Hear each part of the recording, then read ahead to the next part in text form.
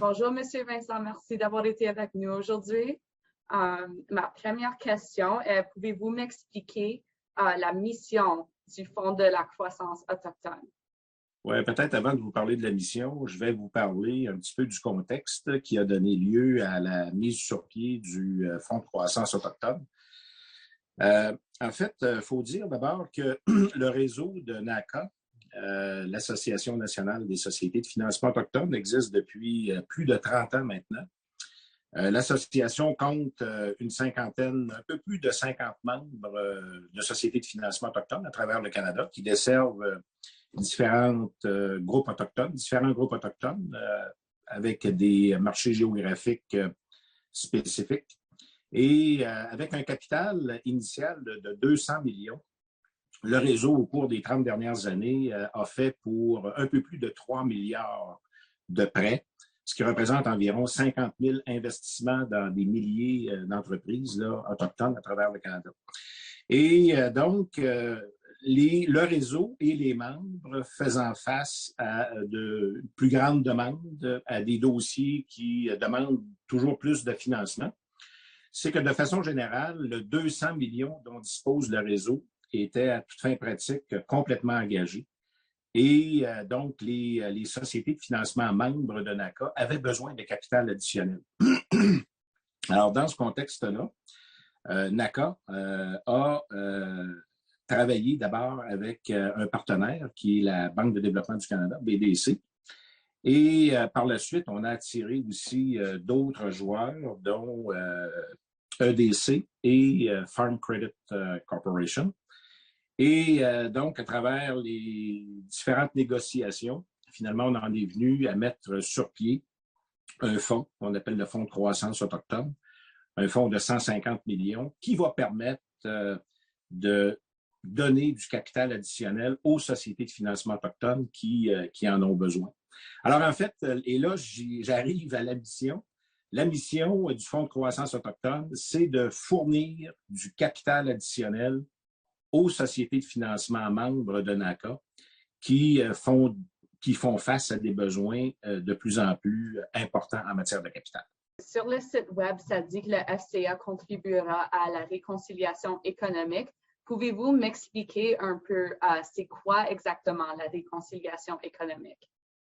Bien, en fait, la réconciliation économique a énoncé un certain nombre de principes et un certain nombre de recommandations là, qui vont justement conduire à la réconciliation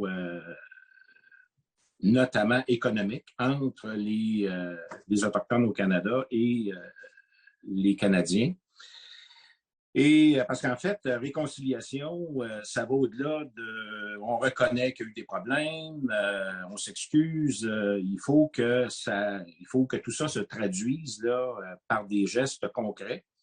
Et quand on parle de gestes concrets, il va falloir qu'il y ait des actions qui vont permettre finalement aux Premières Nations et aux Autochtones au Canada d'augmenter d'améliorer leurs conditions de vie, notamment les conditions de vie économiques. Ça veut dire c'est de la création d'emplois, c'est de la création d'entreprises, c'est la participation aux richesses du pays.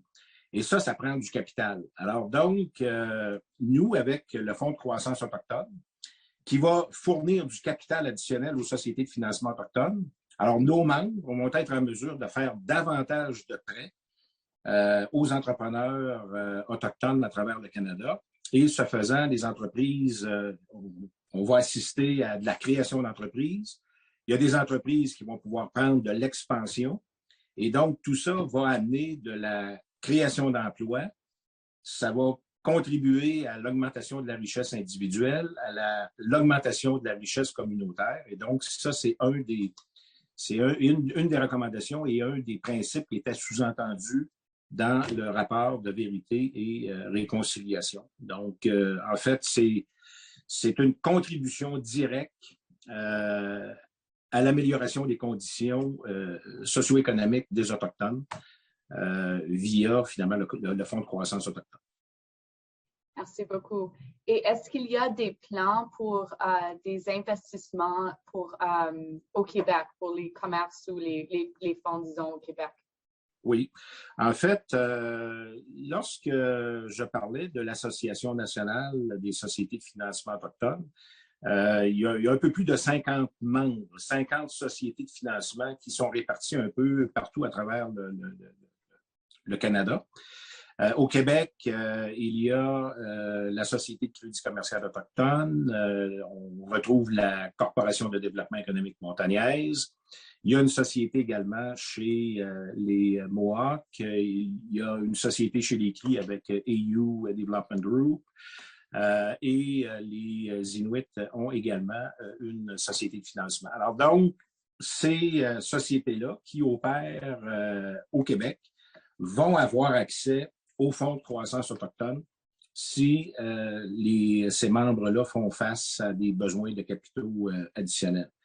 Donc, oui, je peux vous confirmer que le fonds de croissance autochtone va avoir des impacts au Québec pour les communautés autochtones du Québec à travers les membres de NACA qui ont leur siège social là, au Québec. Merci beaucoup pour tout votre temps et passez une belle journée. C'est moi qui vous remercie. Puis, on invite les entrepreneurs qui ont des besoins à cogner à la porte des sociétés de financement autochtones pour venir chercher le capital dont ils ont besoin. Je vous remercie beaucoup.